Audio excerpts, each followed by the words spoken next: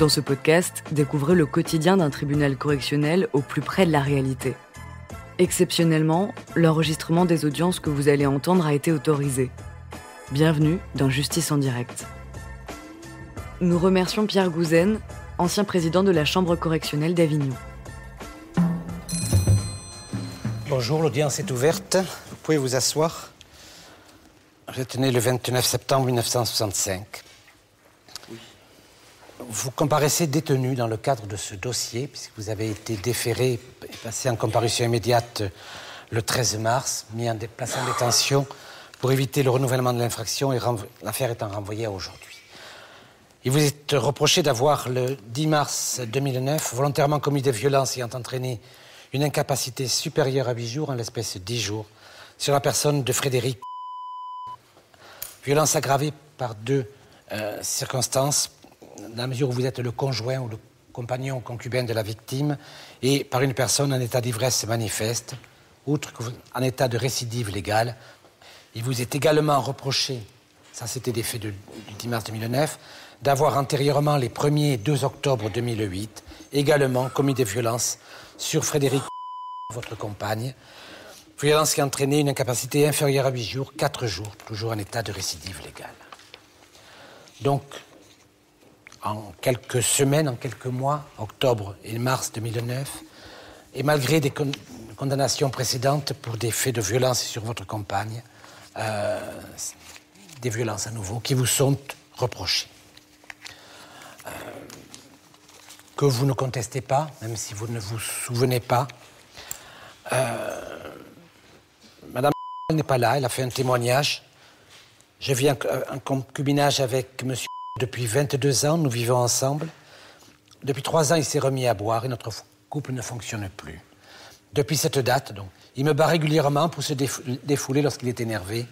Aujourd'hui, il est rentré à la maison, il a commencé à m'agresser car il était très alcoolisé. Au début, ce n'est resté que verbal. Puis, vu que je ne répondais pas, il a commencé à s'en prendre à moi physiquement.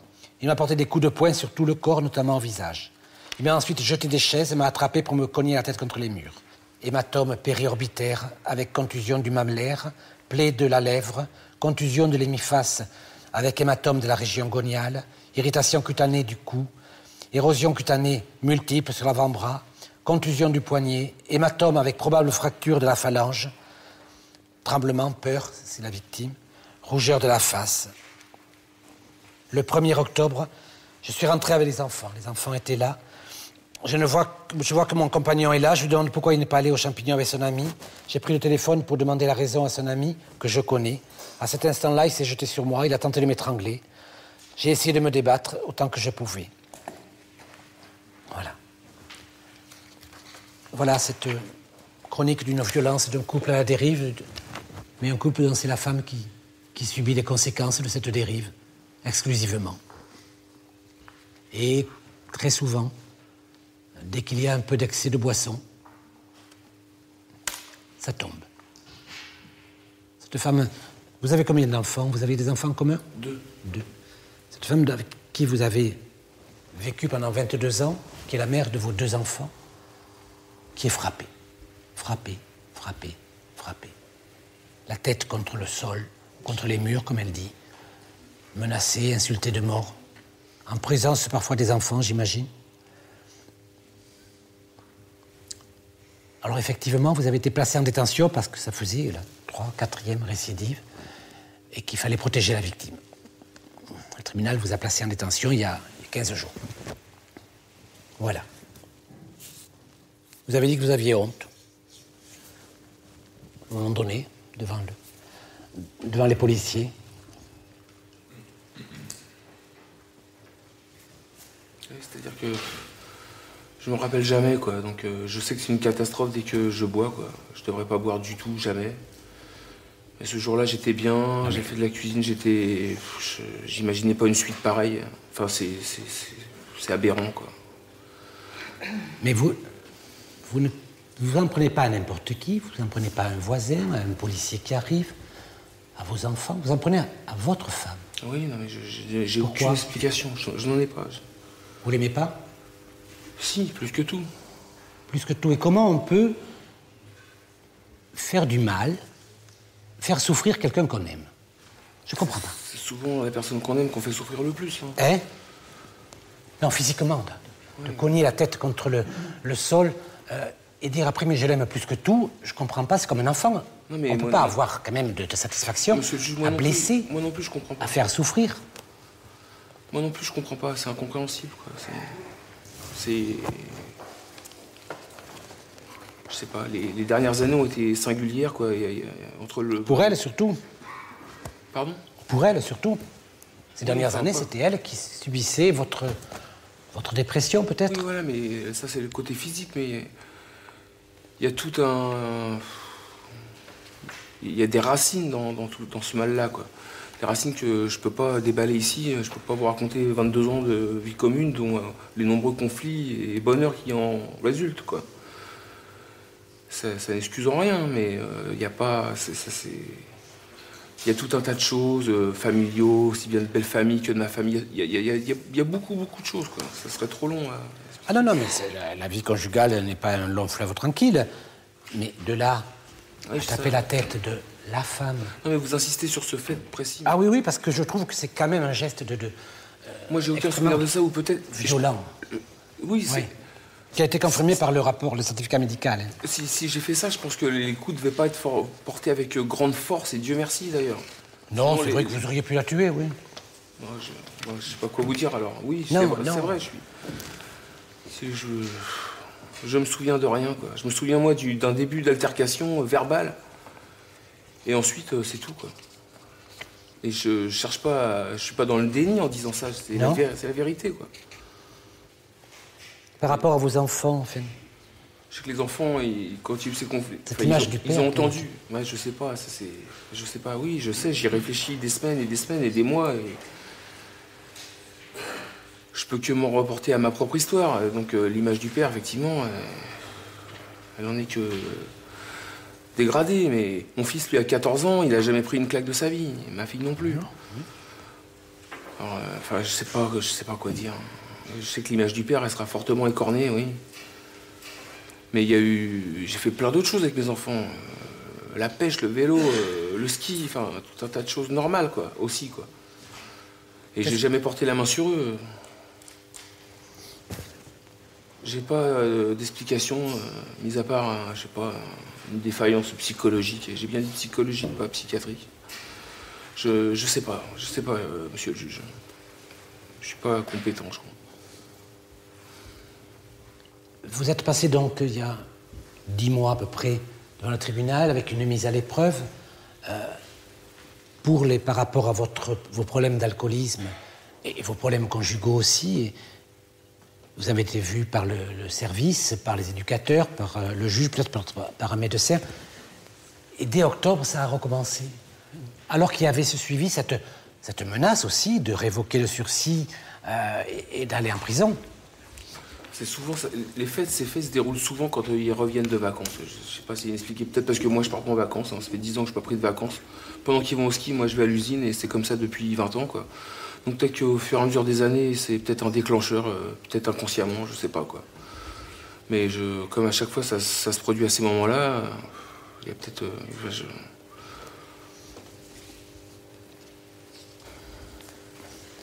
Apparemment, vous étiez quelqu'un de assez bien inséré, une femme que vous aimez, 2 enfants que vous adorez, un travail. Qu'est-ce que c'est qui vous a, comme ça, après, amené à cet alcoolisme, à cette violence? Mais les racines sont profondes. Moi, je suis un enfant de la DAS. Mon père me maltraitait, on m'a retiré à mon foyer, à ma famille pour me mettre en foyer. Les racines sont profondes. Alors on reproduit le schéma du père, soi-disant, mais moi je sais pas si ça a quelque chose à voir. Je crois que mon père n'a jamais tapé ma mère, bien que j'en sache rien, quoi. Qu'est-ce qui amène à tout ça? Oh là là. Je sais pas, du temps que ça se passe, il y a rien de prémédité.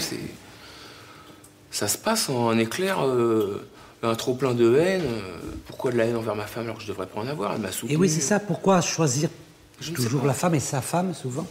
C'est elle qui sert de déversoir à votre peut-être trop-plein de haine, mais c'est pas ni le patron, ni le voisin, ni... quelqu'un d'autre, c'est celle qui a le tort d'être là et de... J'essaye de vous expliquer comme je le ressens, mais j'ai aucune explication à ça. C'est la première fois que vous rentriez en détention. Vous avez déjà été condamné pour conduite sous un période d'état d'ivresse et ensuite violence sur votre épouse. Comment vous vivez ce coup d'arrêt? Effectivement, vous étiez sous le coup d'une mise à l'épreuve. C'est terrible. C'est violent aussi. C'est terrible. Je crois que tout le monde a une image de la prison. Hein. C'est mon image à moi. Donc comme je peux pas faire rentrer d'argent, c'est pas de tabac depuis 3 semaines, c'est pas de sel, pas de papier toilette, pas de liberté bien évidemment. Les suivis, je crois que ces pauvres gardiens surveillants qui sont corrects d'ailleurs ont bien du mal à faire face à tout ce qui se passe là-bas. Au niveau médical, c'est pratiquement ridicule. Hein. Quand on me parle de suivi psychologique, et je crois que vous demandez un rendez-vous avec un psychologue, vous le voyez 3 mois plus tard. Si vous êtes incarcéré 8 mois, vous le voyez 2 fois, quoi. Je suis pas là pour dire... Voilà ce que je ressens, quoi. Maintenant, la prison par elle-même, oui, c'est très très dur. Mais de mon passé à moi, j'ai connu des... Ça fait que très peu de temps que j'y suis. J'ai connu des prisons plus dures. La prison de l'alcool, notamment, la prison de l'enfance, la prison de la toxicomanie. J'ai connu des prisons plus dures, mentalement, quoi. Voilà, maintenant, je vous dis pas que c'est le Club Med, hein, loin de là, c'est une prison, quoi. C'est une prison, quoi. Oui. Et je n'ai pas encore assez de recul pour analyser complètement ce qui s'y passe, quoi.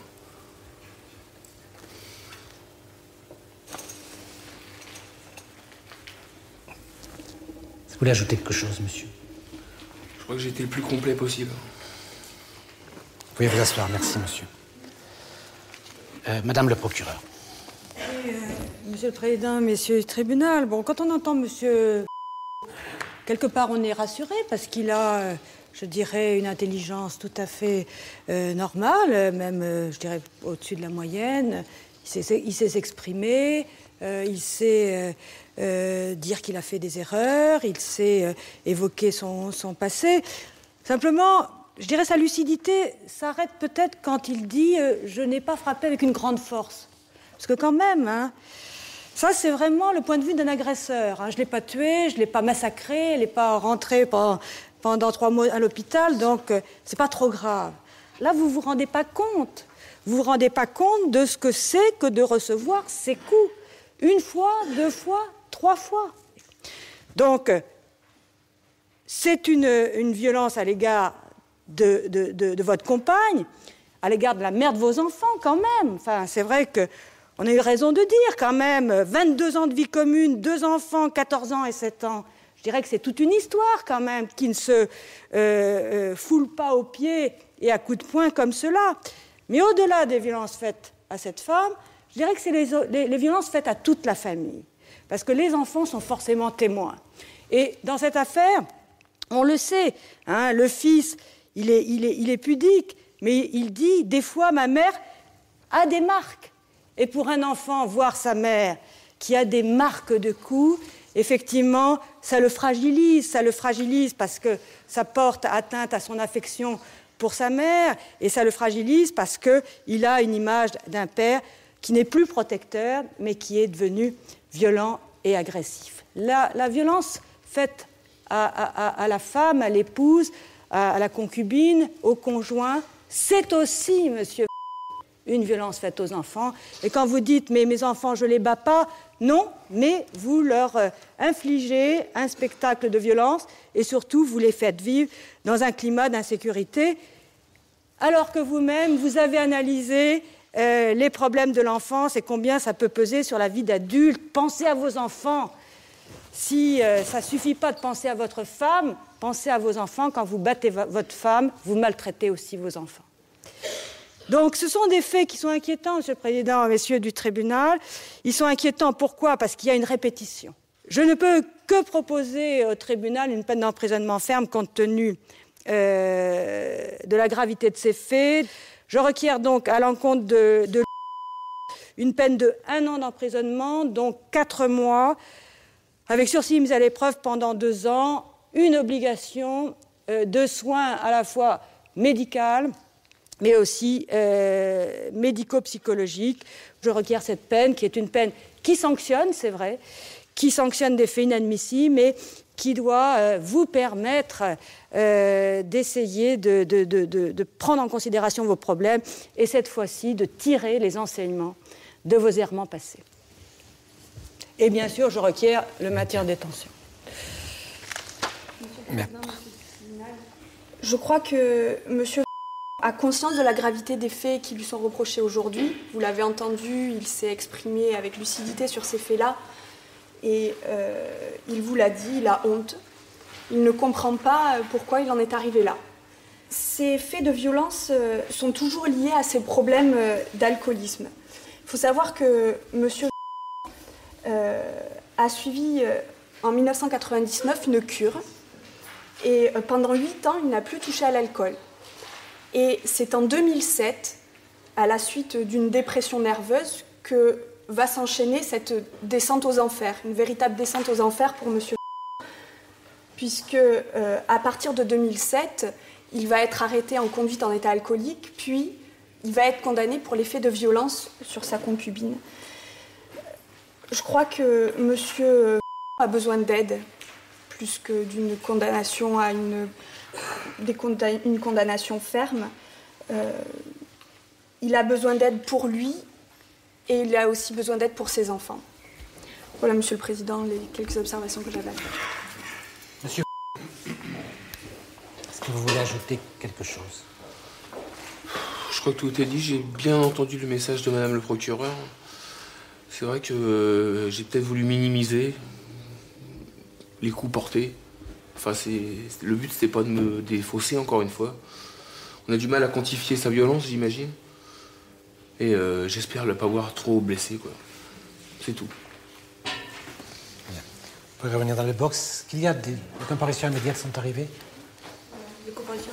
Non. L'audience est suspendue quelques instants.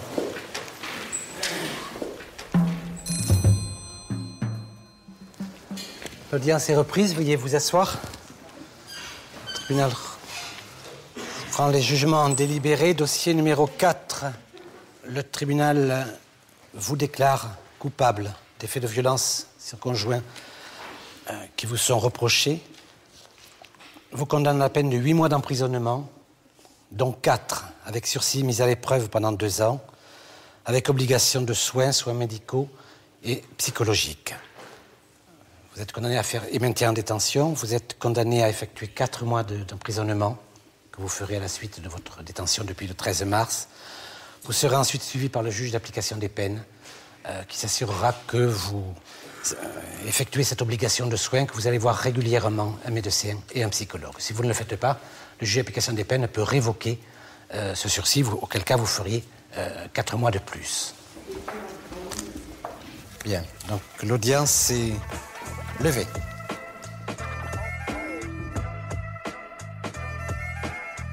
Vous venez d'écouter Justice en direct. Si vous avez aimé ce podcast, vous pouvez vous abonner sur votre plateforme de podcast préférée et suivre Initial Studio sur les réseaux sociaux. Justice en direct est une coproduction Initial Studio et Morgane Productions. Ce podcast est une adaptation de la série documentaire En direct du tribunal, produit par Morgane Productions, écrit par Samuel Luret et réalisé par Benoît Grimont. Production exécutive de podcast Initial Studio. Production éditoriale du podcast Sarah Koskiewicz. Montage Victor Benabou. Musique La Grande Table. Illustration Paul Grelet. Avec la voix de Pauline Josse.